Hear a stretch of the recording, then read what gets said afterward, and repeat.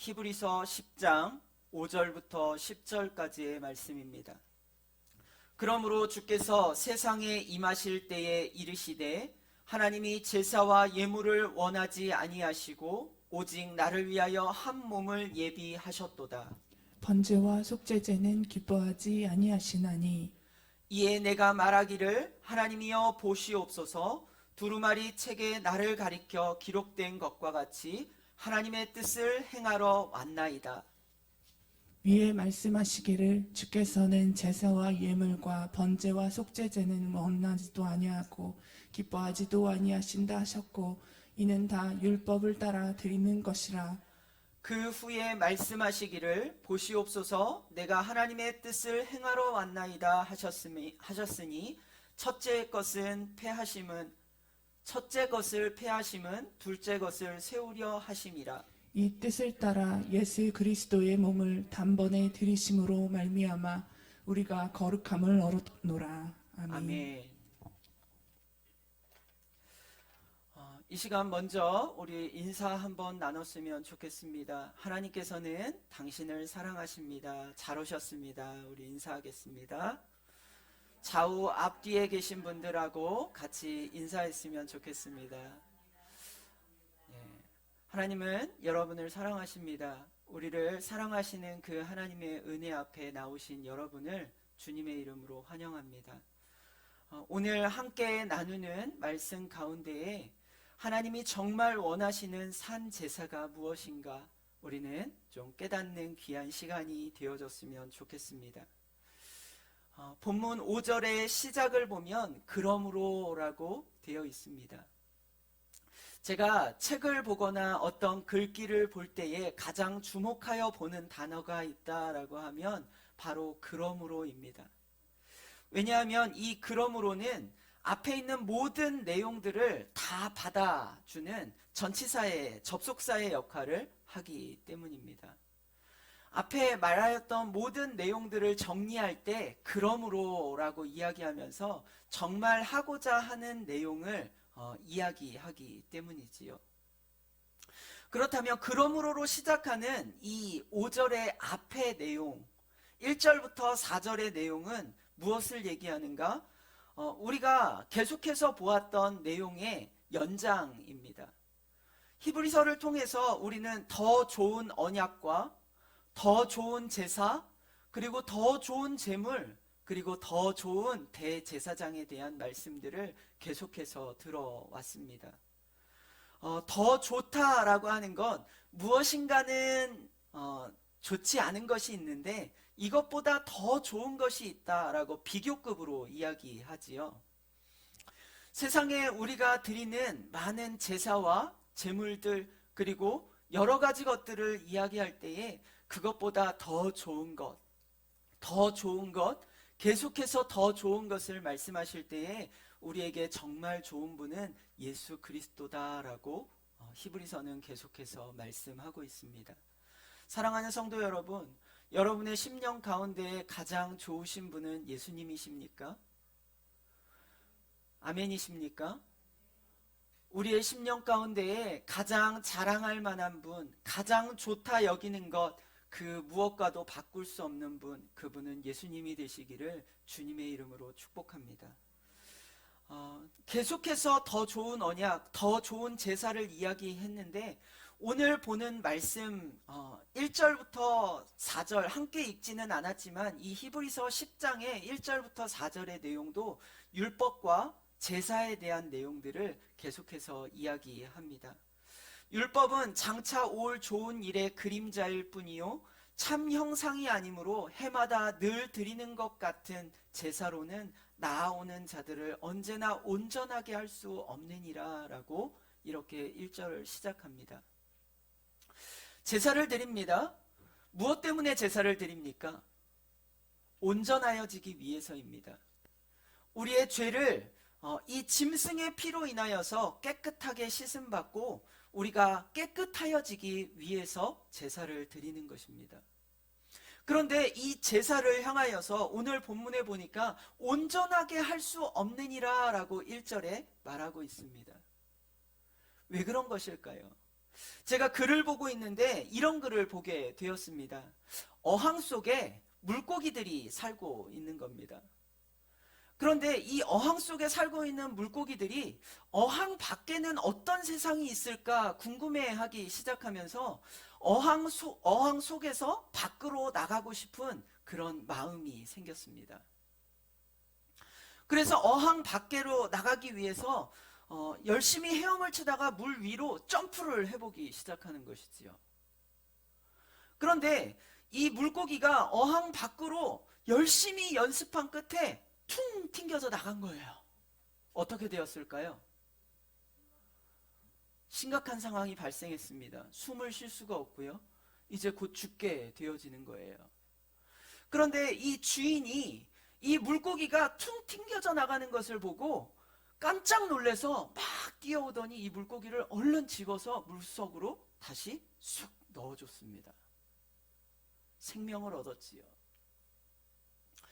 그런데 이 물고기가 밖에 나가면 안 되겠구나라고 생각하면 좋은데 또다시 물 밖을 꿈꾸면서 또 뛰어나가고 또 뛰어나가는 거예요. 그러니까 주인은 계속해서 이 물고기를 다시 집어넣어주고 다시 집어넣어주는 것이지요. 그런데 그 글의 끝에 이렇게 적혀 있었습니다. 하나님 앞에서 우리의 인생이 죄를 향하여 그렇게 다름질하는 것 같이 나아가는 인생이 아닐까 생각해 봅니다. 세상에 갇혀있는 우리 인생들은 끊임없이 죄를 향하여 달려갑니다.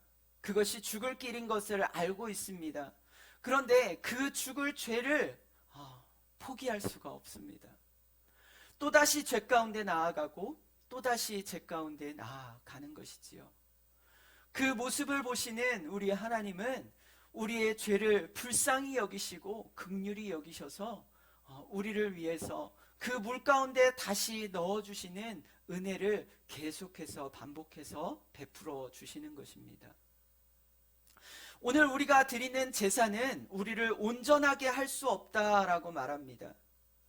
마치 죄를 반복하여 죽음의 길을 달려가는 것처럼 말입니다. 제사를 드리는 것, 그 죄를 용서받는 방법이기는 합니다. 그런데 언제까지요? 그 제사를 드리는 그 시점까지입니다. 그 시점을 돌아서서 또 다시 세상으로 나아간 인생들은 또 죄 가운데 빠져서 살아갑니다. 그렇기 때문에 그 다음 해가 되어지면 또 다시 대제사장을 통하여서 죄를 전가하고 또 제사를 드리는 것이지요. 매년 해마다 대속죄일에 자기의 모든 죄를 씻는 이 제사를 매년 드려야 하는 것입니다.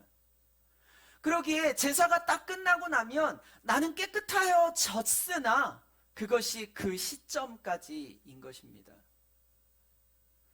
마치 우리의 자녀들이 너 그렇게 하면 안 돼 라고 얘기하면 네 하지 않을게요 라고 얘기하지만 뒤돌아서면 또다시 그것을 하는 것을 보면서 속이 터지는 부모의 심정이 하나님의 마음이 아니겠습니까? 그러나 오늘 우리가 말하고 있는 이 제사보다 더 좋은 제사를 말하기 위해서, 진짜 제사를 말하기 위해서 오늘 말씀은 앞에 1절부터 4절까지 그렇지 아니하면 섬기는 자들이 단번에 정결하게 되어 다시 죄를 깨닫는 일이 없으리니 어찌 제사 드리는 일이 그치지 아니하였으리요. 그러나 이 제사들에는 해마다 죄를 기억하게 하는 것이 있으니 이는 황소와 염소의 피가 능히 죄를 없이 하지 못함이라 라고 말하면서 그러므로 라고 오늘 5절이 시작하고 있는 것입니다. 죄는 계속해서 생각나게 합니다. 죄를 계속해서 떠올리게 합니다. 내가 죄인이지. 내가 죄인이지. 그리고 또다시 황소와 염소를 잡아 그 피를 하나님의 제단 앞에 드리고 또 제사를 드리게 하는 것이지요.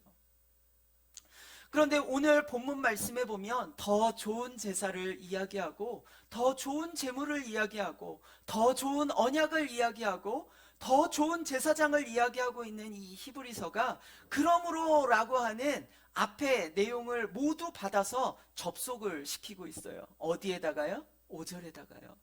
우리 5절 말씀을 같이 한번 읽어보겠습니다. 5절 같이 읽습니다.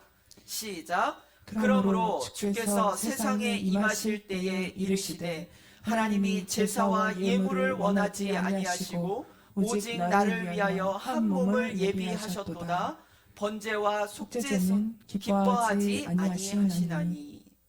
자, 우리 5절 말씀 같이 읽었는데요. 이 5절 말씀에 보니까 들여쓰기가 되어 있어요. 그리고 니은이라고 써져 있지요. 제 성경에는 그렇게 되어 있거든요. 이것이 관주라고 하는 겁니다. 그런데 이 관주에 보면 니은이라고 써져 있으면 성경책의 제일 밑에 부분에 보면 그 니은에 대한 내용이 나오는데요. 이 니은에 대한 내용이 뭐냐면 시편 40편 6절 이하의 말씀을 인용했다라고 이렇게 말합니다.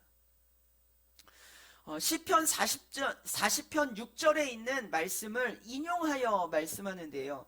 앞에서 드리는 제사의 모양들을 이야기할 때에 갑자기 5절에서 말하는데 세상에 임하실 때에 이르시되라고 하면서 이제 인용이 시작되어지는 겁니다. 하나님이 제사와 예물을 원하지 아니하시고 오직 나를 위하여 한 몸을 예비하셨도다. 하나님의 마음을 이 성경에 기록하는데요. 하나님이 제사와 예물을 원하지 아니하신다라고 이렇게 말씀하세요. 지금까지 이들은 계속해서 좋은 것을 하나님 앞에 드려야 한다라고 얘기했습니다. 이 제사는 점점 변색되어져 가면서 제사장들은 어떤 일들을 하고 있었냐면요. 성전에서 돈 바꾸는 일들을 하기 시작합니다. 무엇이냐면 하나님에게 드리는 것은 거룩해야 된다라고 하는 거예요. 깨끗해야 된다는 거지요. 그리고 짐승을 가지고 와서 하나님 앞에 드리려고 하면 이것은 부정해서 드릴 수 없다는 거예요. 그리고 자기들이 가지고 있는 재물을 사서 드려라 라고 이렇게 이야기합니다. 그러면서 결국에는 자기들이 가지고 있는 짐승을 팔아서 돈을 취하는 것인데 하나님 앞에 드린 재물을 또 돌려팔기도 하고요. 그리고 이 재물들을 자기들 것만 깨끗하다라고 이야기하면서 믿음으로 드리는 예물이 아니라 엉뚱한 것들을 자기들이 사다가 팔아 먹는 것이지요. 그것이 나중에는 심하여져서 성경에는 어떻게 기록하고 있냐면 저는 것도 드리고요. 눈먼 것도 드리고요. 온전하지 못한 것들을 하나님 앞에 드렸다라고 성경은 기록하고 있습니다. 오늘 하나님은 이런 모양 가운데 부패해진 모든 심령들을 향하여 하나님이 제사와 예물을 원하시지 않는다라고 말씀하십니다.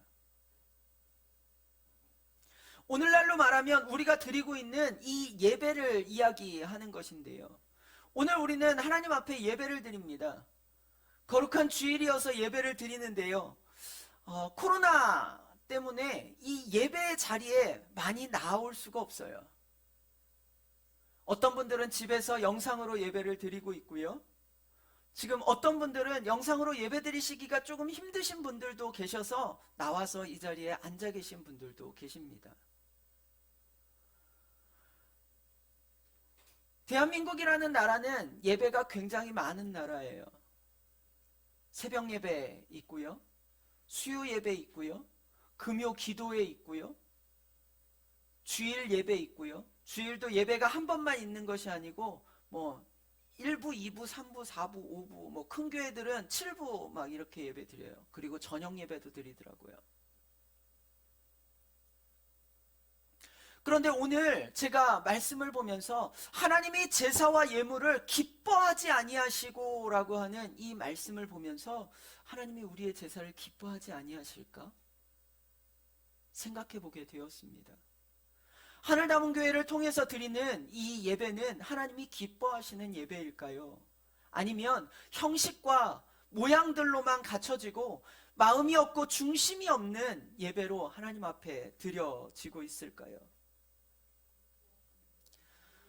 오늘 우리가 함께 드리는 이 예배는 하나님이 기뻐 받으실 만한 중심이 있는 예배가 되시기를 주님의 이름으로 축복합니다.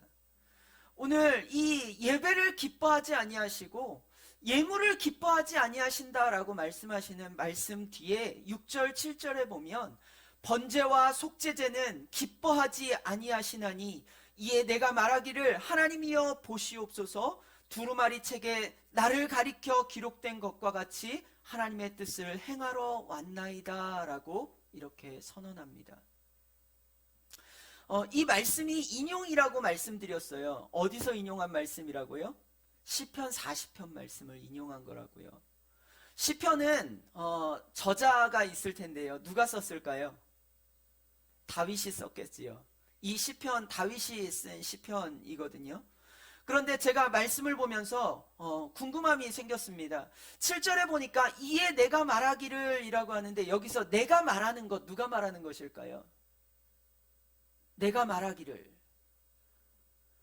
대부분은 다윗이 썼으니까 다윗이라고 생각하시겠지요? 그런데 제가 시편 말씀으로 가서 보니까 이 말씀은요 다윗이 한 말이 아니고요 내가 말하기를 하나님이여 보시옵소서 두루마리 책에 나를 가리켜 라고 얘기합니다. 나를 가리켜, 두루마리 책에 나를 가리켜. 누가 한 말일까요? 예수님이 하신 말입니다.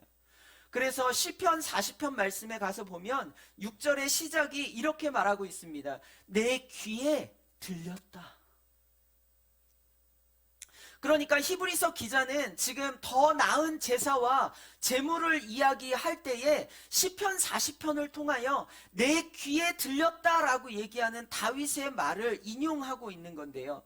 다윗이 쓴 글을 인용했지만 사실 이 글은요 누가 쓰신 거냐면요 예수님이 하신 말씀을 다윗이 쓰고요 예수님이 하신 말씀을 깨달은 그 다윗의 말을 히브리서 기자가 인용하는 것입니다.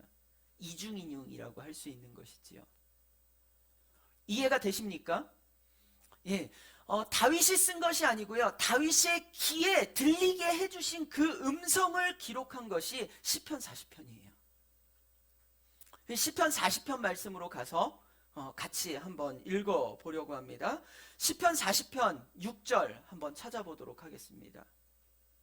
시편 40편 6절 7절까지의 말씀을 우리 같이 읽어보지요. 시편 40편 6절 7절 앞에 있는 스크린을 이용하셔서 읽으셔도 좋습니다.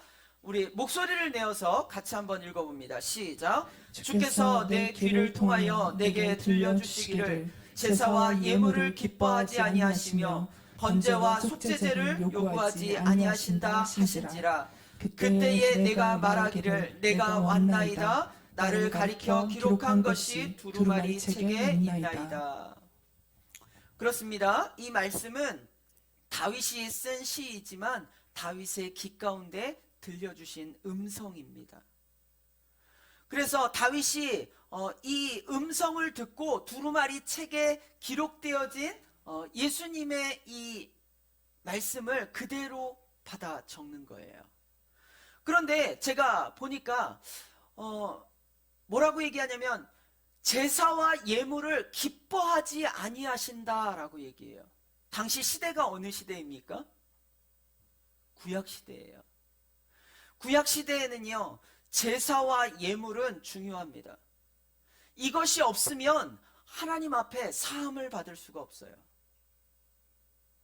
이것은 그들의 인생 가운데 있어서 생명을 걸고 드려야 하는 가장 중요한 삶의 일부입니다. 그런데 오늘 이 글을 쓰고 있는 사람은 누구냐면요 다윗이에요. 당시의 다윗은 직위가 뭐였냐면요 왕입니다. 이 왕이 드리는 제사는요 온 백성을 위한 제사고요 왕이 대표하는 자리에 서기 때문에 이 왕이 드리는 제사가 바로 되지 않으면 온 나라의 흥망성쇠가 결정된다라고 말해도 과언이 아닙니다. 잘 돼도 누구 탓이요? 왕 탓. 잘못돼도 누구 탓이요? 왕 탓. 그런데 왕이 말하기를 뭐라고 말하냐면 하나님이 제사와 예물을 기뻐하지 아니하신다라고 얘기해요. 당시 유대인들에게 있어서 이 제사와 예물이라고 하는 것은 생명을 걸고 드려야 하는 것이고요. 잘못하면 망하는 일이고요. 잘하면 대박이 나는 일인데 왕이 말하기를 하나님이 이것을 기뻐하지 않는다는 거예요. 얼마나 무서운 얘기를 한 건지 몰라요. 목사인 제가 이 자리에서 우리의 예배 하나님이 기뻐하지 않습니다 라고 얘기하는 것과 같아요. 얼마나 두렵습니까? 그런데 이 다윗이 도대체 왜 이런 글을 쓰게 되었을까? 언제 이런 말들을 생각하고 글로 적게 되었을까? 제가 또 다른 시편 말씀에 이런 비슷한 내용들을 제가 보게 되는데요. 시편 51편 몇 장 넘기면 있지요. 시편 51편 15절 말씀에 보니까 이렇게 기록하고 있어요. 시편 51편 15절 말씀부터 우리 몇 절 좀 교독하여 봅니다. 제가 먼저 읽을게요. 주여 내 입술을 열어주소서. 내 입이 주를 찬송하여 전파하리이다. 16절 시작. 주께서는 제사를 기뻐하지 아니하시나니 그렇지 아니하면 내가 드렸을 것이라. 주는 번제를 기뻐하지 아니하시나이다. 같이 읽을게요. 17절 시작. 하나님께서 구하시는 제사는 상한 심령이라. 하나님이 상하고 통회하는 마음을 주께서 멸하지 아니하시리이다. 아멘. 시편 51편에 40편에 기록하였던 내용처럼 하나님이 제사를 기뻐하지 아니하신다라고 하는 내용들을 기록하고 있어요. 그래서 제가 이 시편 51편의 시제 제목, 시의 앞에 있는 제목을 딱 봤는데요. 이 시편의 깨달음이 언제였는가를 알 수 있는 이 시편의 표제에 보니까 이렇게 기록하고 있습니다. 51편 시편의 표제 한번 읽어보시겠어요? 시작.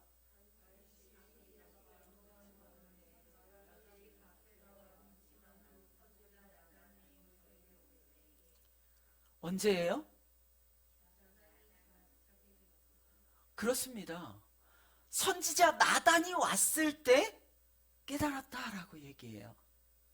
그래서 제가 상황을 좀 생각해 봤어요.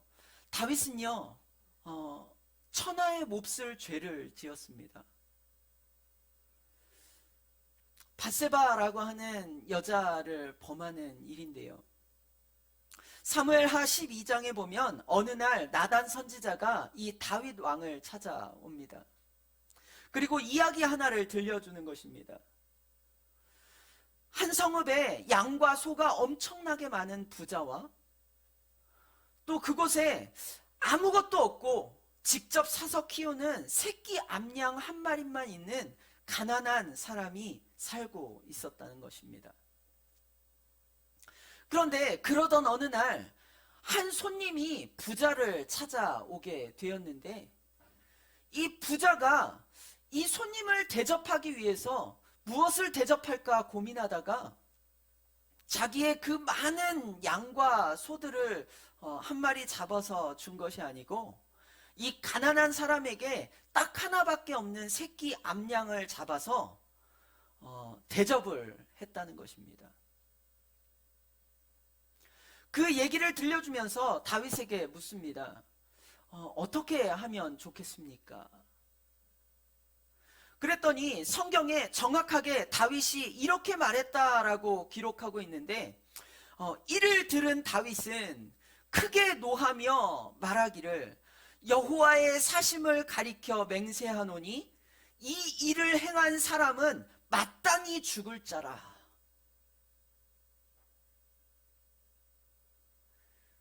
하나님의 사심을 가리켜 맹세하는 거예요. 그러면서 뭐라고 얘기하냐면 마땅히 죽어야 할 자다, 이 사람은. 그런데 그 말을 들은 나단이 딱 한마디 던집니다. 그게 바로 당신입니다. 다윗은요, 이 나단의 말 앞에 아무런 생각 없이 대답하는 거예요. 그렇게 못된 사람이 있어? 자기에게 그렇게 많은 재물이 있음에도 그거 하나 있는 거 빼앗아서 대접하는 거 말이 돼? 죽을 죄인. 그런데 이 다윗이 그 죄를 범하였다라고 나단이 선언할 때에 다윗은 그 앞에 무너져 버렸습니다. 완전히 무너졌어요. 악소리도 내지 못하고 무너지는 거예요. 그렇구나. 다윗의 자리를 보십시오. 다윗은 왕이에요. 그리고 그가 죄를 범하는 모양을 한번 생각해 보세요. 그냥 혼자 죄를 범하는 것이 아니고요. 끊임없이 사람을 보냅니다. 신하를 불러서 말하기를 저 여인이 누군지 알아보라는 거예요. 그 밧세바의 남편 우리아를 죽일 때에도 사람을 보내는 것입니다. 계속해서 죄를 짓게 만드는 사람들과 역모를 하는 거예요. 그런데 다윗의 자리는 왕이고요. 그가 죄를 지을 때에 누가 하나 옆에서 왕이요, 그건 잘못된 겁니다 라고 말해주는 사람이 아무도 없었어요. 그런데 우리아는 어떻습니까? 신실합니다. 그는 이방인이었어요. 이방인이었음에도 불구하고 나라가 전쟁하고 있는 가운데 내가 집에 가서 편안하게 발 뻗고 잘 수 없다고 쪽잠을 자면서 끝까지 충성스럽게 그렇게 행했던 사람 아닙니까?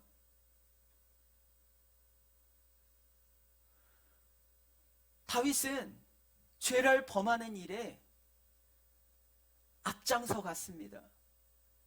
그러면 제가 이렇게 한번 질문 드려보지요. 다윗은 왕이었고요. 하나님을 섬기는 사람이었어요.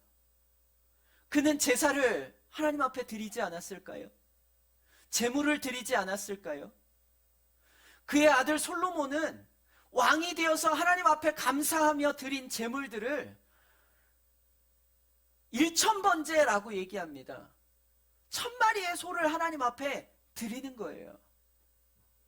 왕은요, 온 나라를 대표해서 하나님 앞에 제사를 드리는 사람인데요. 다윗은 하나님의 법궤를 옮겨오면서 바지춤이 내려가는 것도 모르게 춤을 추면서 그렇게 하나님을 섬겼던 사람입니다. 그는 제사를 드리지 않았을까요? 그는 하나님 앞에 제물을 드리지 않았을까요? 아니요, 드렸겠지요. 더 좋은 것으로 더 많이 드리려고 했겠지요. 그러나 하나님이 그것을 기뻐하시는 것이 아니라 지금 내 상태를 보면 그 제사가 아무 소용없구나라고 하는 것을 그때 깨닫는 것입니다. 언제요? 나단 선지자가 찾아오던 그때예요. 내가 할 수 없는 죄인이구나라는 것을 깨달은 그때예요. 내가 드렸던 수없이 많은 제사와 내가 드렸던 수없이 많은 예물과 내가 드렸던 수없이 많은 정성과 이 모든 것들이 하루아침에 풀숲으로 돌아가고 천천의 수양과 만만의 좋은 것을 하나님 앞에 드렸지만 그것이 아무 소용없구나라고 하는 것을 깨달았던 그 순간에 다윗은 고백하기를 오늘 우리가 드리는 이 제사를 하나님이 기뻐하시지 않는다라고 하는 것을 깨달았다는 것입니다. 왜요? 나 때문에요. 하나님 앞에 회개하는 다윗의 귀에 소리가 들립니다. 하나님이 제사와 예물을 원하지 아니하시고 나를 위하여 한 몸을 예비하셨도다. 번제와 속죄제를 기뻐하지 아니하시나니 이에 내가 말하기를 하나님이여 보시옵소서 두루마리 책에 나를 가리켜 기록된 것과 같이 하나님의 뜻을 행하러 왔나이다.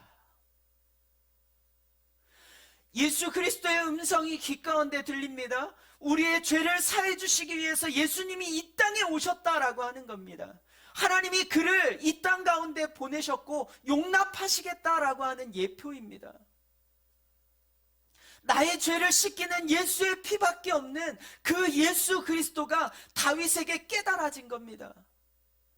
예수님이 깨달아지고 믿어지고 알게 되어지니까 이제 예배가 중요한 것이 아니고 제물이 중요한 것이 아니고 정말 중요한 것이 바로 예수 그리스도구나. 다윗이 깨닫게 되는 것이지요. 그리고 시편 40편 말씀에 보면 그가 이와 동일한 말씀을 기록하는 것이지요. 다시 시편 40편 말씀으로 가서 우리 말씀을 다시 한번 읽어보겠습니다. 다윗의 심정으로 읽어보셨으면 좋겠어요.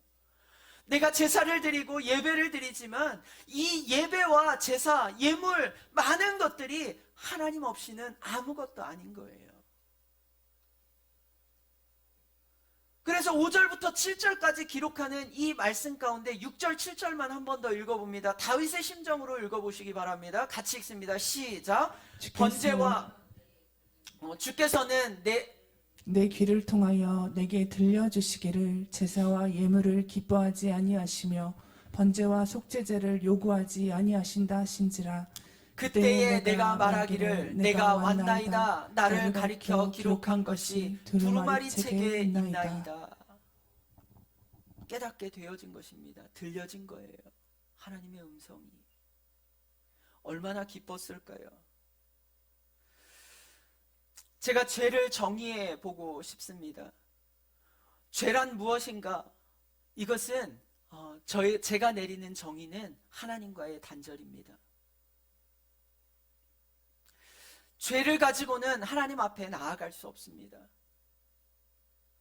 그러기에 오늘 이 죄를 해결하기 위한 모양이 우리에게 필요한 것인데요. 구약시대에는 그것을 제사로 제물로 드렸습니다. 오늘날은 우리가 하나님을 향하여 예배드리며 하나님 앞에 우리의 믿음을 고백하는 것으로 그렇게 드려집니다. 예수 그리스도를 주라 시인하는 것이지요. 이것은 우리의 정체성이 바뀌는 것입니다. 내가 주인이었던 자리에서 내려와서 예수 그리스도께서 나의 주인이 되십니다 라고 하는 주인의 정체성이 바뀌어지는 거예요. 삶의 정체성이 바뀌어지는 겁니다. 그래서 오늘 우리가 예수 그리스도를 주라 시인하는 것, 그것은 오늘 우리의 정체성이 바뀌는 것이고요. 그 예수 그리스도를 주로 시인할 때에 우리는 하나님 앞에 나아갈 수 있게 된다라고 말씀은 기록합니다. 사랑하는 성도 여러분, 다윗이 깨달은 제사와 예물, 우리가 드리는 예배와 믿음의 고백, 예수 그리스도 없이는 아무것도 아닌 것입니다. 오늘 그것을 깨달은 다윗은 구약시대에도 이 제사와 제물들이 하나님 앞에 아무것도 아니라고 그렇게 고백하는 것이지요. 신약시대의 히브리서 기자도 그들을 향하여 제사와 예물이 아무것도 아니라고 그렇게 이야기합니다. 오늘 정말 중요한 것은 무엇이냐? 예수님을 만나는 거예요. 사랑하는 성도 여러분, 오늘 하나님의 성전을 향하여 올라오는 여러분은 제물을 드리기 위해서 오는 것도 아닙니다. 무엇인가 잘 되기 위해서 오는 것도 아닙니다. 여러분에게 부탁드리고 싶은 것은 제발 예수님 만나세요. 예수님 만나시면 그 다음에 모든 것이 해결되어질 거예요. 믿으십니까? 예수님 만나시기를 바랍니다. 오늘 우리는 수없이 많은 예배를 드렸습니다.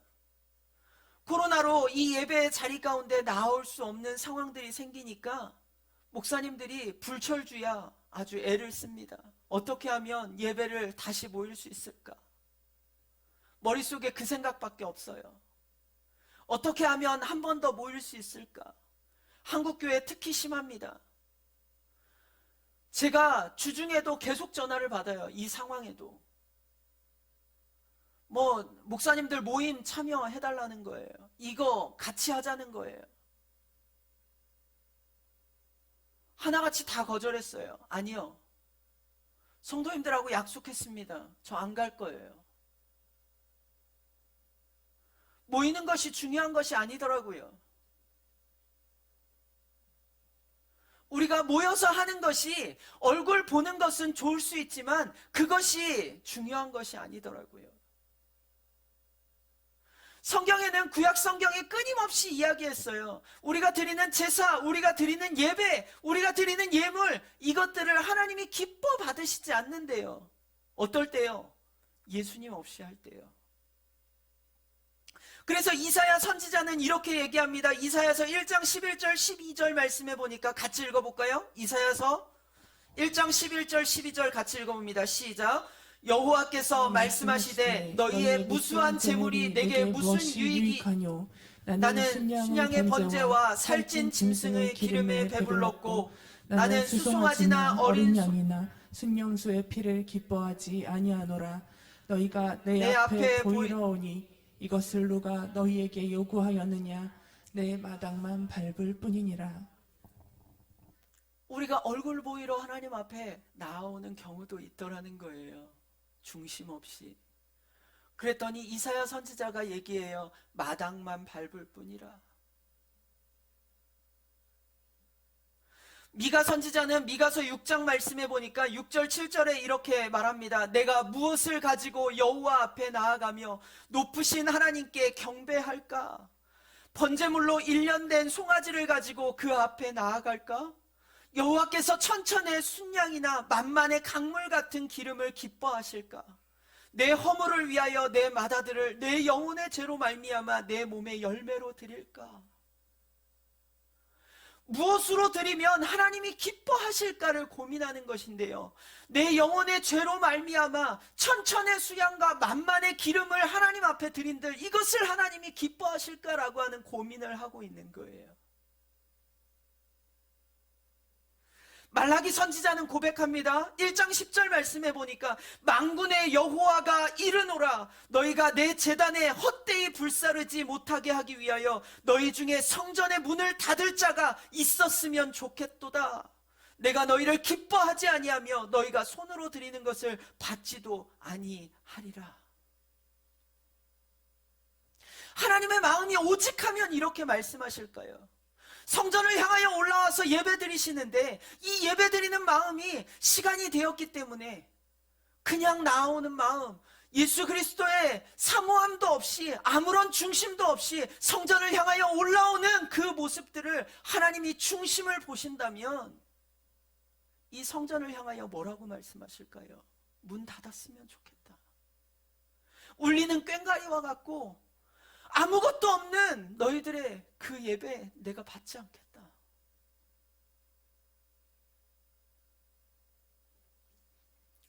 오늘 우리는 어떤 예배를 하나님 앞에 드리고 있습니까? 오늘 하나님께서 우리를 사랑하셔서 우리에게 예배드릴 귀한 처소를 예비하시고 부족하지만 하나님의 말씀 앞에 서서 씨름하며 살아가는 주의 종을 세우십니다.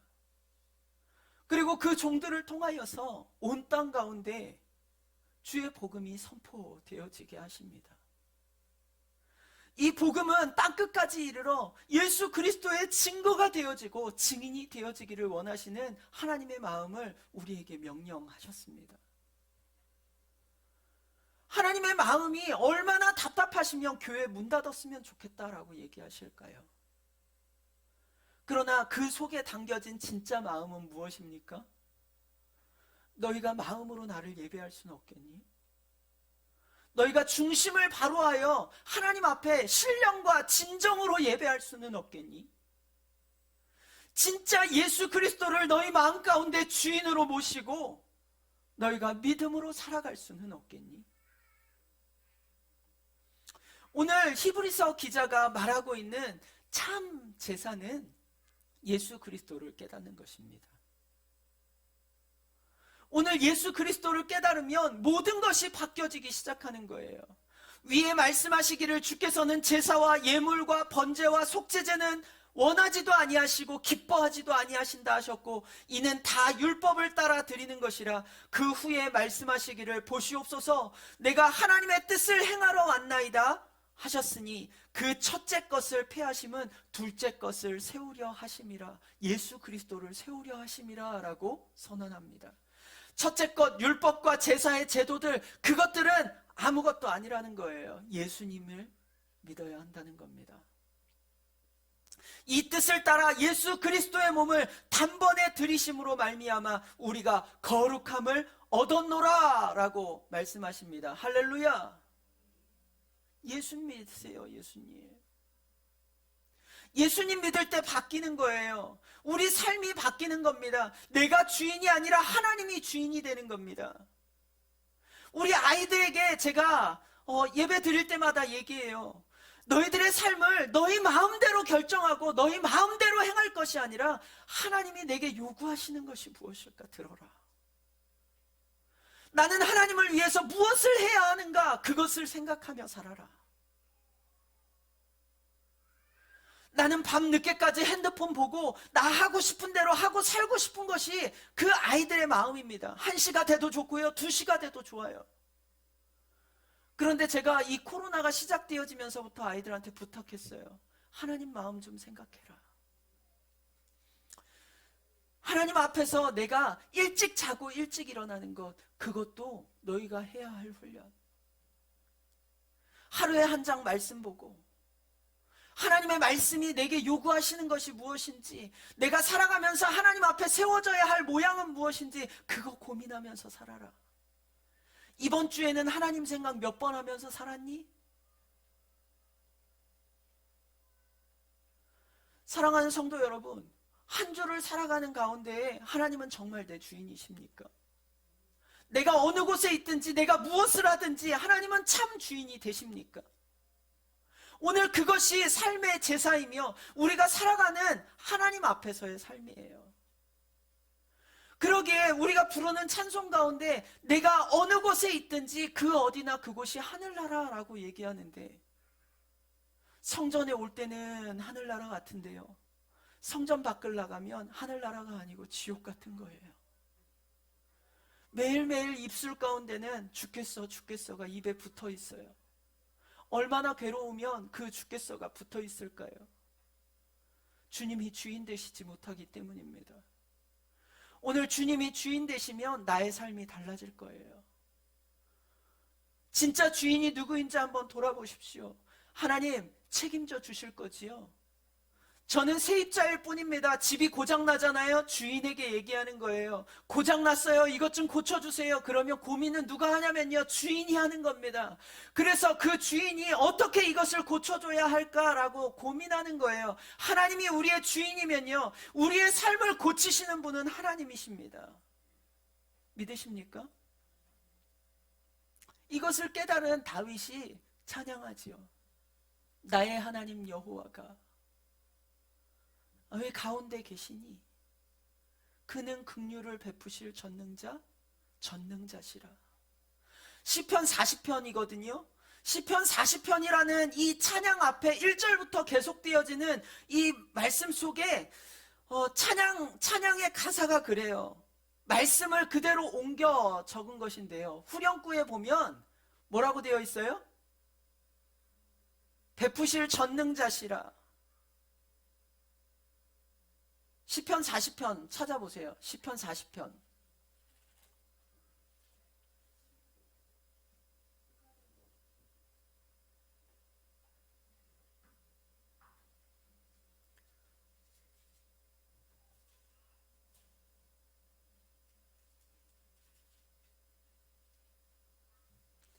시편 40편 1절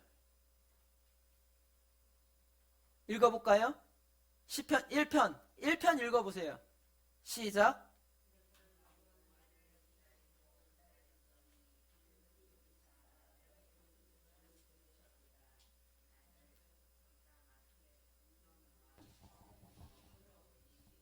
내 발을 반석 위에 두사 내 걸음을 견고하게 하셨도다. 새 노래 곧 우리 하나님께 올릴 찬송을 내 입에 두셨으니 많은 사람이 보고 두려워하여 여호와를 의지하리로다. 아멘. 보세요. 깨달은 다윗이 고백하는 게 바로 이 고백이에요. 깊은 웅덩이와 수렁에서 끌어주시고 나의 발을 반석 위에 세우시사 나를 든든히 하셨네. 새 노래로 부르자 하나님께 올릴 찬송을, 새 노래로 부르자 하나님 사랑을. 그가 회개하며 시편을 쓸 때 이렇게 시를 썼지요. 내가 눈물로 침상을 띄우고 되게 멋있는 표현인 것 같아요. 그런데 이것이 실제로 이루어졌다 한번 생각해 보세요. 울었는데 얼마나 울었는지 이 눈물이 침상을 띄울 정도의 눈물을 흘렸다라고 얘기합니다. 그 눈물 끝에 깨달은 예수 그리스도가 그의 입술 가운데 새롭게 고백하실 때에 깊은 웅덩이와 수렁에서 나를 끌어주시고 나의 발을 반석 위에 세우셔서 나는 이제부터 새 노래로 하나님을 찬양한다라고 고백하고 있는 이 다윗의 찬양의 고백을 한번 보십시오. 주님을 우리 주인으로 모시는 인생들은 삶이 바뀔 줄로 믿습니다. 온전히 바뀌어질 것입니다. 오늘 우리를 깊은 수렁과 웅덩이에서 건져주시고 우리의 발을 든든하게 반석 위에 세우시사 하나님을 찬양하며 예배하며 살아가는 인생들로 그렇게 바꾸실 줄 믿습니다. 사랑하는 성도 여러분, 오늘 예수님 믿으시고 그 예수님을 통하여 우리의 삶이 완전히 바뀌어지고 변화되는 거룩한 하나님의 사람들 되시기를 주님의 이름으로 축복합니다. 아버지, 오늘도 하나님 앞에 은혜의 자리로 나아옵니다. 거저왔다 거저가는 심령이 없게 하여 주십시오. 마당만 밟고 돌아가는 자가 없게 하여 주십시오. 천천의 수양과 만만의 기름을 하나님 앞에 드렸다 할지라도 중심이 없는 예배를 받지 아니하시는 하나님이신 줄